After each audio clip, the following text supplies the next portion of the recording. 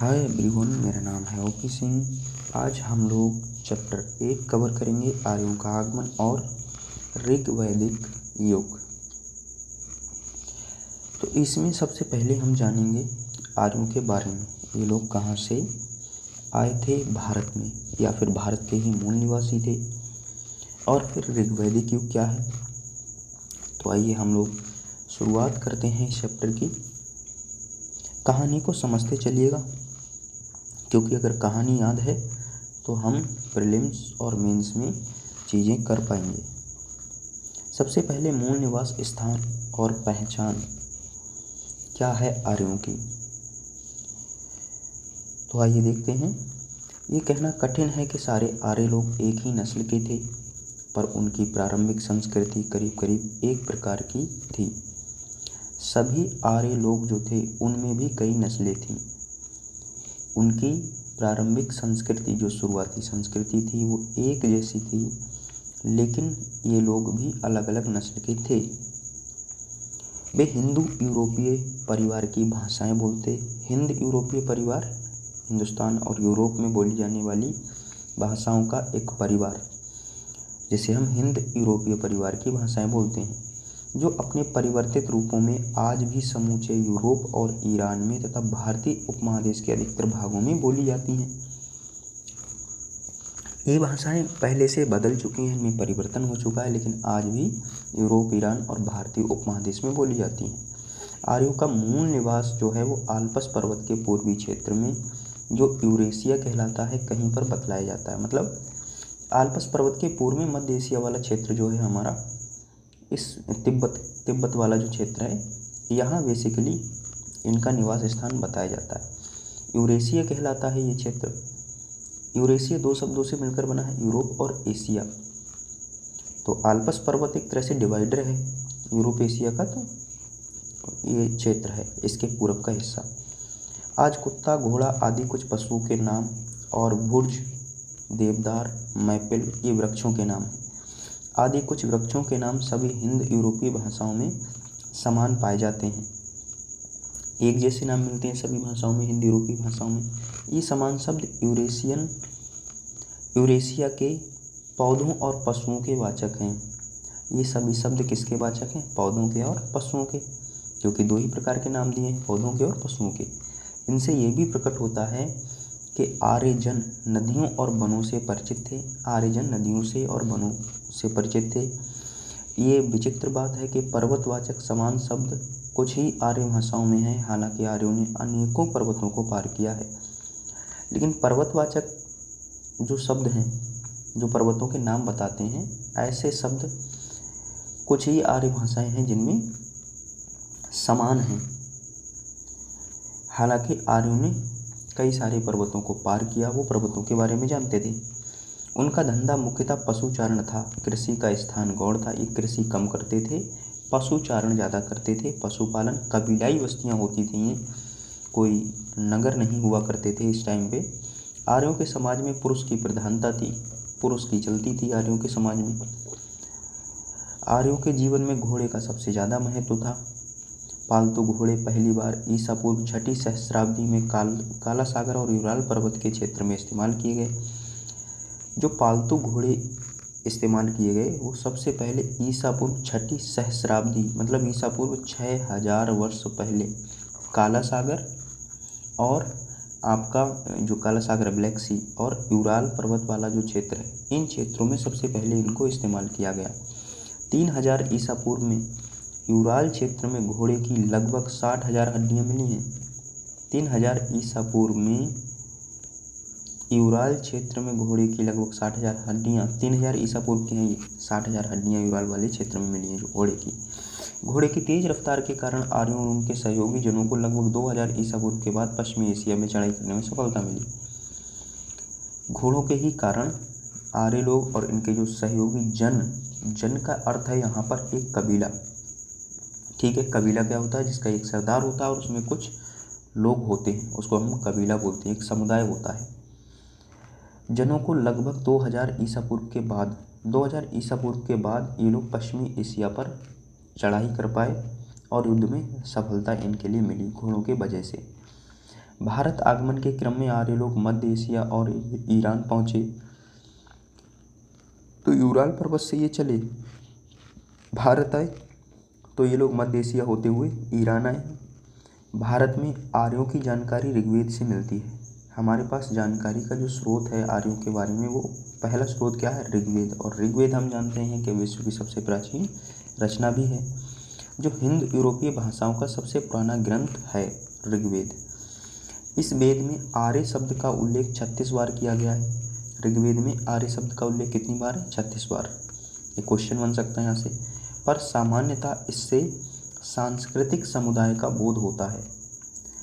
आर्य का अर्थ होता है वैसे श्रेष्ठ, उत्कृष्ट, स्वतंत्र, अभिजात्य, कुलीन, ये सारे अर्थ होते हैं इसके। लेकिन यहाँ पर इस शब्द का सांस्कृतिक समुदाय का बोध कराता है ये शब्द।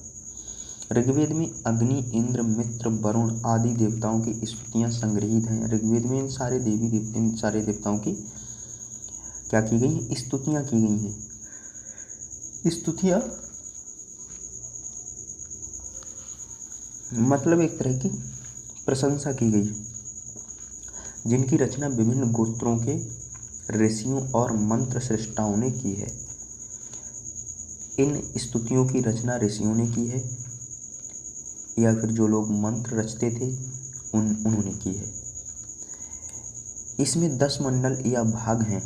ऋग्वेद में 10 मंडल या भाग हैं, जिनमें 2 से 7 तक प्राचीनतम अंश हैं। जिनमें जो 2 से 7 तक मंडल हैं वो सबसे पुराने लिखे हुए हैं, और पहला और 10वां मंडल सबसे बाद में जोड़े गए हैं। ऐसा मालूम होता है कि ये तो बाद में जोड़े गए। ऋग्वेद की अनेक बातें अवेस्ता से मिलती हैं। ये अवेस्ता है, जिंदा अवेस्ता नामक ग्रंथ है, ईरानी ग्रंथ है।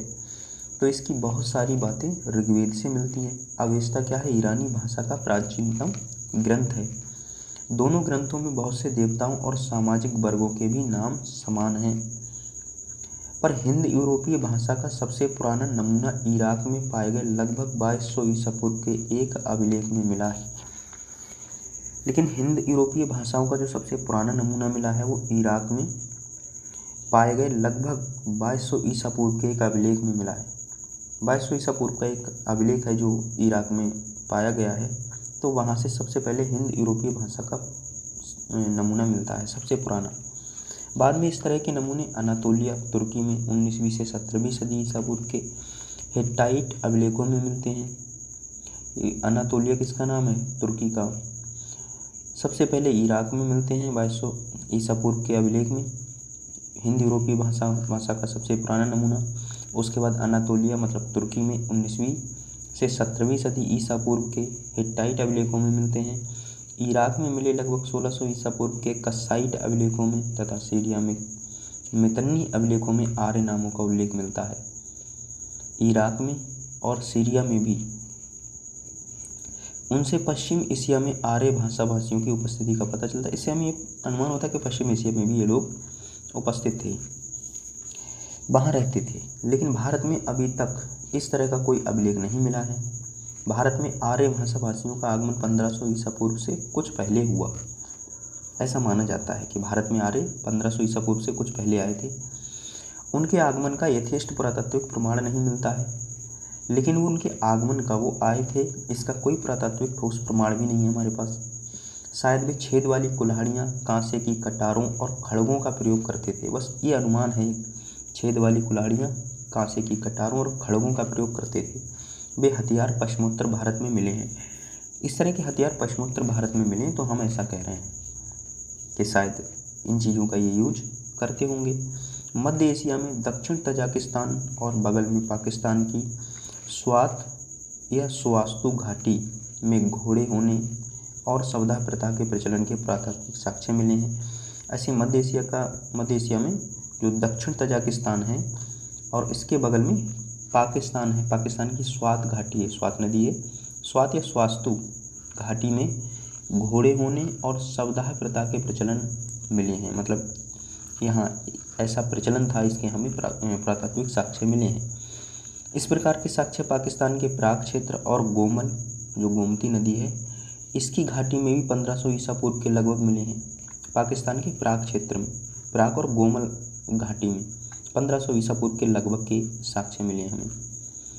याद रहे कि स्वास्तु और गोमती नदियों के उल्लेख ऋग्वेद में हैं। स्वास्तु, स्वात, गोमती, गोमल, इन नामों से ऋग्वेद में इनके उल्लेख हैं। आरंभिक आर्यों का निवास पूर्वी अफगानिस्तान, पाकिस्तान और भारत के पंजाब तथा हरियाणा में था। शुरुआती आर्य यहाँ इन क्षेत्रों में बसे थे। भारत में ऋग्वेद में अफगानिस्तान की कोभा आदि कुछ नदियों का तथा सिंधु और उसकी 5 सहायक नदियों का नाम उल्लेख मिलता है। सिंधु आर्यों की सबसे प्रमुख नदी थी, जिसका उन्होंने बार बार उल्लेख किया है। उनके द्वारा उल्लिखित दूसरी नदी है वो है सरस्वती, जिसे नदीतम या नदीतमा, नदियों की माता अर्थात सर्वश्रेष्ठ नदी कहा गया है। सरस्वती को संगीत की देवी भी कहा गया है। सिंधु नदी को हिरण्यानी कहा गया है क्योंकि इसका क्षेत्र कैसा था, उपजाऊ था काफ़ी, इसलिए। इसकी पहचान हरियाणा और राजस्थान में घग्गर और हाकरा के सूखे स्रोतों से की जाती है। घग्गर और हाकरा जो नदियां हैं जो सूख जाती हैं, ये सूखी हुई हैं हरियाणा और राजस्थान में, तो इसको हम समझते हैं कि यही सरस्वती नदी है। परंतु ऋग्वेद में की गई सरस्वती की चर्चा से ये लगता है कि अवेस्ता में उल्लिखित दक्षिण अफगानिस्तान में हरखवती आधुनिक हेलमंद नदी है। ऋग्वेद में जो सरस्वती की चर्चा की गई है तो उससे ये लगता है कि अवेस्ता में उल्लिखित, अवेस्ता में जो जिंदा अवेस्ता ईरानी ग्रंथ है, इस अवेस्ता ग्रंथ में जो लिखी गई है उल्लिखित है दक्षिण अफगानिस्तान में हरखवती नदी है, जिसको वर्तमान में हेलमंद कहते हैं। ये वही नदी है जो सरस्वती नदी की हम बताते हैं, जैसे सरस्वती नदी बताते हैं, ये वही नदी है। तो ये भी है एक डाउट है। समाप्ता आर्य लोग तामा राजस्थान की खेतरी खानों से प्राप्त करते थे। आर्य लोग जहाँ देखिए आदि मानव ताम्रपाषाणिक लोगों ने तामा कहाँ से प्राप्त किया, खेतरी, राजस्थान की खेतरी खानों से। फिर हड़प्पा वासियों ने भी यहीं से प्राप्त किया। अब आर्य भी यहीं से तांबा प्राप्त कर रहे हैं, जो राजस्थान के दक्षिण पूर्व में स्थित है।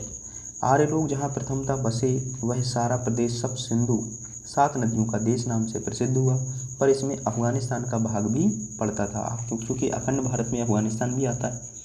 भारत में आर्य लोग कई खेपों में आए, पहले कुछ आए, फिर उसके बाद कुछ आए, फिर उसके बाद कुछ आए, कई खेपों में आए, एक साथ सारे नहीं आए। सबसे पहले की खेप में जो आए वे हैं ऋग्वैदिक आर्य, जो इस उपमहादेश में 1500 ईसा पूर्व के आसपास दिखाई देते हैं। सबसे पहले जो आर्य आए थे उनको हम ऋग्वैदिक आर्य बोलते हैं, और ये 1500 ईसा पूर्व से कुछ पहले आए थे। उनका दास और दस्युन आदि नाम के स्थानीय जनों से संघर्ष हुआ। अब उस समय भारत में कौन लोग रह रहे थे, दास और दस्यु कहे जाने वाले लोग, इनसे इनका युद्ध हुआ। क्योंकि दास जनों का उल्लेख प्राचीन ईरानी साहित्य में भी मिलता है, जो दास जन हैं इनका उल्लेख प्राचीन ईरानी साहित्य में भी मिलता है, इसलिए प्रतीत होता है कि वे पूर्ववर्ती आर्यों के ही एक शाखा में पढ़ते थे। ऋग्वेद में कहा गया है कि भरत वंश के राजा देवोदास ने संबर को हराया था, ये ऋग्वेद में उल्लेख मिलता है।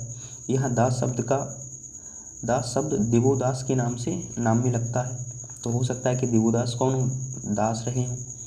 ऋग्वेद में जो दस्यु कहे गए हैं वे संभवतः इस देश के मूलवासी थे, जिनको दस्यु कहा गया है, और आर्यों के जिस राजा ने उन्हें पराजित किया वह त्रस दस्यु कहलाया।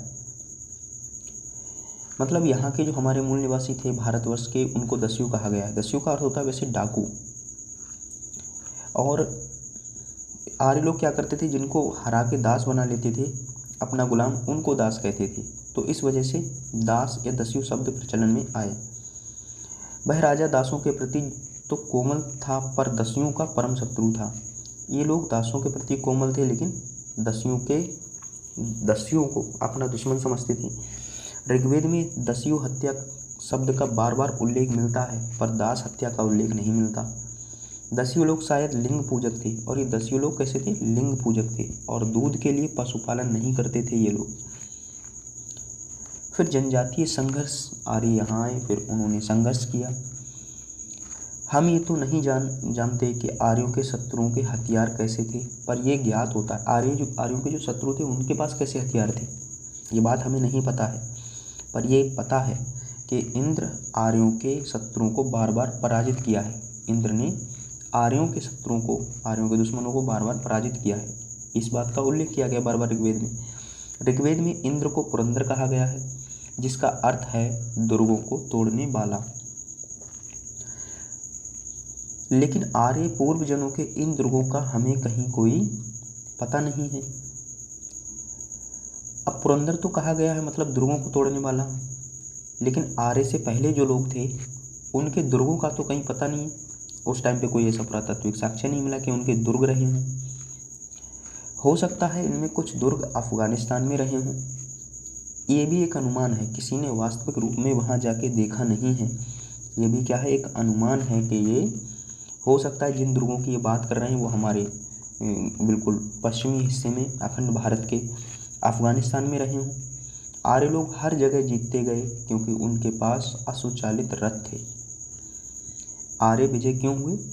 दो चीज़ें थी इनके पास, लोहे के हथियार थे, लोहे का खोजकर्ता आर्यों को माना जाता है, और घोड़े से चलने वाले रथ थे इनके पास, और खड़गें थीं। और उन्होंने पश्चिम एशिया और भारत में पहल इन रथों को प्रचलित किया। सबसे पहले पश्चिम एशिया और भारत में इन रथों का प्रयोग किया इन लोगों ने। आर्य सैनिकों के पास शायद कवच होते थे जिनको हम बर्मन कहते हैं, और अन्य अस्त्र भी थे, अस्त्र जो हाथों से चलाए जाते हैं। वैदिक आर्यों को दो तरह के संघर्षों का सामना करना पड़ा। एक ओर उनकी आर्य पूर्व जनों से लड़ाई हुई, दूसरी ओर अपने ही लोगों के बीच। एक तो जो पहले से लोग रह रहे थे जहाँ ये लोग आए भारत में, तो उनसे इनकी लड़ाई हुई, और दूसरा इनकी आपस में भी लड़ाई होती थी, गाय को लेकर के, चरागाहों को लेकर के। आंतरिक जनजातीय संघर्षों से आर्य समुदाय दीर्घ काल तक जर्जर रहे, और इनमें आपस में लड़ाई काफ़ी लंबे टाइम तक चलती रही। परंपरा अनुसार तो आर्यों के 5 कबीले अर्थात जन थे। कबीला को जन भी कहते हैं, जैसे स्टार्टिंग में मैंने बताया था, जिनका समुदाय पंच जन कहलाता था। लेकिन और भी जन रहे होंगे इस टाइम, केवल पंच जन ही नहीं थे। ये जन आपस में लड़ते थे और कभी कभी इसके लिए आर्यत्र जनों का भी सहारा लेते थे। ये आपस में लड़ते थे, कारण थे गौधन और चरागाह। ये दो कारण होते थे, क्योंकि ज़मीनों पर इतना फोकस था नहीं, कृषि वृषि इतनी की नहीं जाती थी, तो इन दो चीज़ों पर फोकस था।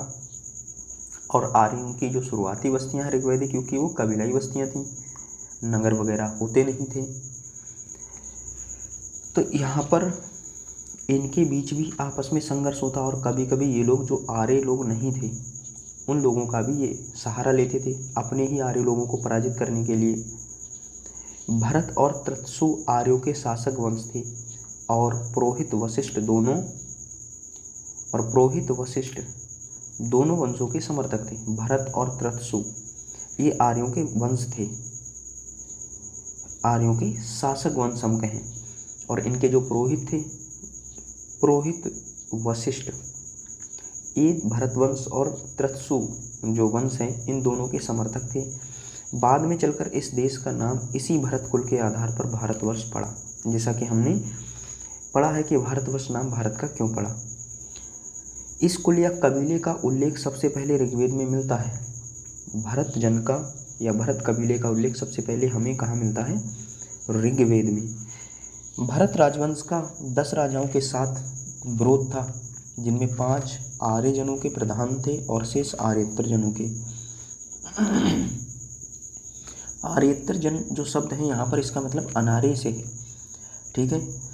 तो जो भरत राजवंश है इसका 10 राजाओं के साथ विरोध चल रहा था। 5 इनमें आर्य कबीले थे और 5 अनार्य कबीले थे, ऐसे समझ सकते हैं इसको।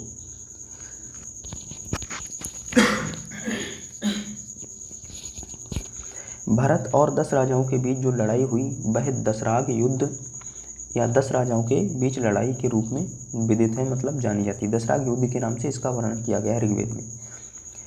ये युद्ध परुष्णी नदी के तट पर हुआ, जिसकी पहचान आज की रावी नदी से की गई है। परुष्णी को रावी कहा जाता था। इसमें सुदास की जीत हुई और इस प्रकार भरतों की प्रभुता कायम हुई।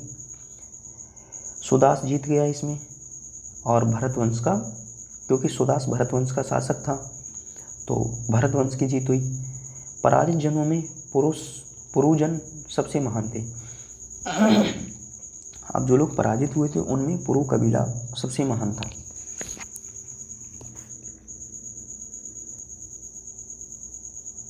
इनमें जो पुरु कबीला था वो सबसे महान था। कालांतर में भरतों और पुरुओं के बीच मैत्री हो गई। फिर आगे चल के भरतजन और जो कुरु थे इनके बीच मित्रता हो गई और दोनों ने मिलकर नया शासक कुल बना लिया जिसको कुरु के नाम से जाना गया, कुरु वंश।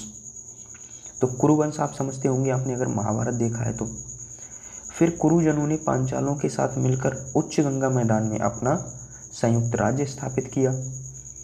अब ये कुरुजन जो पांचाल क्षेत्र था, गंगा यमुना दोआब का क्षेत्र था, बरेली, बदायूं, फर्रुखाबाद, ये वाला एरिया, यहाँ पांचाल शासन कर रहे थे।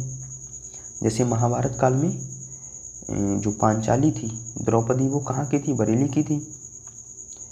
और क्या नाम, उस समय कुरुवंश की बार बार भीष्म पितामह कुरुवंश की बात करते हैं, तो कुरुवंश कौन सा वंश था आप समझ गए होंगे। यहाँ कुरु पांचालों ने उत्तर वैदिक काल में बड़ा महत्व प्राप्त किया। इसके बाद भौतिक जीवन कैसा था आर्यों का? ऋग्वैदिक मतलब भौतिक जीवन, लोगों की सुख सुविधाएं किस तरह की थी, किस तरह का जीवन चलता था लोगों का। जैसे कि आज हम देखते हैं किस तरह का जीवन चलता है, हम लोग क्या है, भौतिक जीवन की ओर भाग रहे हैं, तेज़ी से भौतिक सुखों की ओर भाग रहे हैं। तो ऐसे ही उनका भौतिक जीवन कैसे था। ऋग्वैदिक आर्यों के भौतिक जीवन के बारे में कुछ आभास मिलता है। भारत में उनकी सफलता के कारण थे घोड़े, रथ, संभवतः कांसे के कुछ बेहतर हथियार भी, जिनके बारे में हमें पुरातात्विक प्रमाण नाम मात्र के मिले हैं।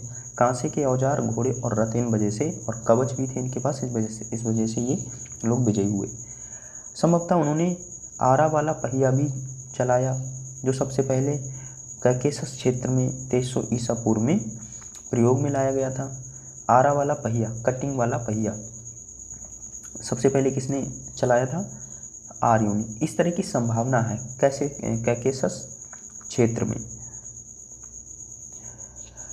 जब वे इस उपमहादेश के पश्चिमी भाग में बसे तब उन्हें राजस्थान की खेतरी खानों से तांबा मिलता रहा होगा, ऐसा अनुमान है। ऋग्वैदिक लोगों को खेती की बेहतर जानकारी थी। ऋग्वेद के प्राचीनतम भाग में फाल का उल्लेख मिलता है। हालांकि कुछ विद्वान इसे प्रक्षिप्त पाठ मानते हैं। जो प्राचीनतम भाग है ऋग्वेद का, उसमें फाल का उल्लेख मिलता है। शायद वह फाल लकड़ी की रही होगी। फाल किसकी रही होगी? लकड़ी की। उन्होंने बोवाई, कटाई और दावनी का ज्ञान था। इन लोगों को बोवाई, कटाई, दावनी का ज्ञान था। कुल मिलाकर के कहें तो इनको कृषि का अच्छा ज्ञान था, हमें ये मानना है। विभिन्न ऋतुओं के बारे में भी उन्हें जानकारी थी। अगर ऋतुओं के बारे में इन्हें जानकारी नहीं होती तो ये कैलेंडर कहाँ से दे करके जाते? मतलब हम कहें कि नवग्रहों की चर्चा कैसे होती? जहाँ वैदिक जन बसे थे उन प्रदेशों के आर्य पूर्वजनों को भी खेती का अच्छा ज्ञान था।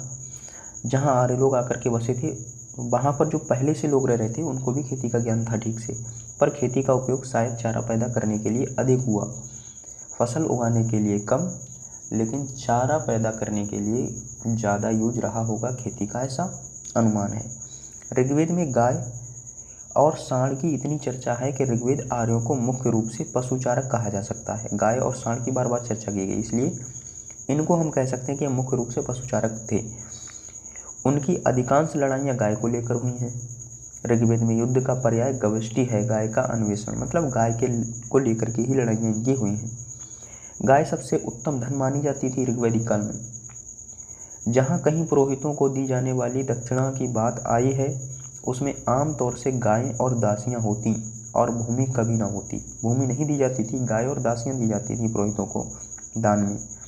ऋग्वैदिक लोग गाय चराने, खेती करने और बसने के लिए ज़मीन पर कब्जा करते होंगे, परंतु भूमि निजी संपत्ति नहीं होती थी किसी की, कि भूमि किसी की निजी संपत्ति हो। ऋग्वेद में बढ़ई, रथकार, बुनकर, चर्मकार, कुम्हार आदि शिल्पियों के उल्लेख मिलते हैं। ऋग्वेद में इन सारे लोगों के उल्लेख हैं। इससे पता चलता है कि आर्य लोगों में इन सभी शिल्पों का प्रचलन था। तांबे या कांसे के अर्थ में अयस शब्द के प्रयोग से प्रकट होता है कि उन्हें धातु कर्म की जानकारी थी, परंतु नियमित व्यापार के होने का कोई स्पष्ट प्रमाण नहीं मिलता। लेकिन नियमित व्यापार भी ये लोग करते थे, इस बात की कोई जानकारी नहीं है। आर्यजन या वैदिक जन का अधिक संबंध स्थल मार्ग से था, क्योंकि ऋग्वेद में उल्लिखित समुद्र शब्द मुख्यतः जलराशि का वाचक है। आर्यजन या वैदिक जन जो थे इनका ज़्यादातर संबंध स्थल मार्ग से रहा है, क्योंकि ऋग्वेद में उल्लिखित समुद्र शब्द मुख्यतः जलराशि का वाचक है। इन्होंने जलराशि को समुद्र शब्द इस्तेमाल किया है, लेकिन ऐसा कहते हैं कि इनको स्थल मार्ग का ज्ञान अच्छा था, लेकिन समुद्र का जलराशि के लिए प्रयोग किया है, लेकिन ये समुद्र मार्ग, ये समुद्री यात्रा की बात नहीं है। लेकिन ये लोग सागरों से भी परिचित थे, ये लोग हिमालय से भी परिचित थे। ये सारी बातें सही हैं। ये लोग नमक का प्रयोग नहीं करते थे, ये लोग गाय का मांस खाते थे, वृषभ का मांस खाते थे, मतलब बैल का, ऐसा माना जाता है आज के इतिहास में। ये लोग जो हैं समुद्र से परिचित थे, हिमालय की कई चोटियाँ, मोजवंत वगैरह आदि से परिचित थे ये। अब आगे हम देखते हैं कहानी क्या है। जो भी हो, आर्य लोग शहरों में नहीं रहते थे, संभवतः वे किसी न किसी तरह का गढ़ बनाकर मिट्टी के घर वाले गांवों में रहते थे। तो आर्यों की ऋग्वैदिक आर्य कैसे थे? ग्रामीण थे। हालांकि पुरातत्ववेत्ताओं को अभी तक ऐसी गढ़ वाली बस्तियों का पता नहीं चला है। वे पहाड़ों में स्थित गुफाओं से भी परिचित थे। पहाड़ों में जो गुफाएं स्थित थी उनको भी जानते थे आर्य लोग। हाल में हरियाणा में भगवानपुरा नामक स्थल की और पंजाब में 3 स्थलों की खुदाई की गई है, और इन सभी जगह उत्तरकालीन हड़प्पा मृदभांडों के साथ चित्रित धूसर मृदभांड पाए गए हैं। उत्तरकालीन हड़प्पा मृदभांड मिले हैं, उसके साथ ही साथ चित्रित धूसर मृदभांड भी मिले हैं, पेंटेड ग्रेवियर। कहाँ से? हरियाणा के भगवानपुरा से, और पंजाब में 3 स्थलों की और खुदाई की गई है। भगवानपुरा में प्राप्त वस्तुओं की तिथि 1600 ईसा पूर्व से 1000 ईसा पूर्व तक रखी गई है, और ये मोटे तौर पर ऋग्वेद का काल भी है। 1500 से 1000 ईसा पूर्व ऋग्वैदिक काल है। इन चारों स्थलों का भौगोलिक क्षेत्र भी वही है जो ऋग्वेद के पर्याप्त अंश में मिलता है। भौगोलिक क्षेत्र वही है जहाँ आर्य लोग रहते थे। यद्यपि इन सभी स्थलों में चित्रित दूसरे मृदभांड मिले हैं, फिर भी लोहे की वस्तु और अनाज का पता नहीं है। लोहे की वस्तु का पता नहीं है, अनाज का अभी तक पता नहीं है। इसलिए हम ऋग्वैदिक अवस्था के समान काल में चित्रित दूसरे मृदभांड संस्कृति के अंतर्गत लौह पूर्व अवस्था की कल्पना कर सकते हैं। मतलब लोहे से पूर्व की अवस्था हम ऋग्वैदिक अवस्था को कह सकते हैं, क्योंकि लोहे का कोई प्रमाण इस समय नहीं मिला है। ये बात रोचक है कि भगवानपुरा में 13 कमरों वाला एक मिट्टी का घर मिला है। 13 कमरों वाला एक मिट्टी का घर मिला है भगवानपुरा में। इसका काल निर्धारण पक्का नहीं है कि ये कब का है। या तो ये किसी बहुत बड़े परिवार का निवास गृह होगा, या कबीला सरदार का आवास रहा होगा। इन सभी स्थलों पर गेरुओं की हड्डियाँ भारी तादाद में मिली हैं। गोरुओं की हड्डियाँ, इन सभी स्थलों पर गोरुओं की हड्डियाँ मिली हैं काफ़ी संख्या में, और भगवानपुरा में घोड़ों की भी हड्डियाँ मिली हैं। इसके बाद जनजातीय राज व्यवस्था किस तरह की थी, उसके बाद हम देखेंगे कबीला और परिवार। जनजातीय राज व्यवस्था किस तरह की थी, मतलब ये लोग कबीला टाइप में तो रहते ही थे। तो इसके बारे में हम लोग डिटेल में कल चर्चा करेंगे, नेक्स्ट क्लास में मिलेंगे। आज के लिए इतना ही। बाय सभी के लिए।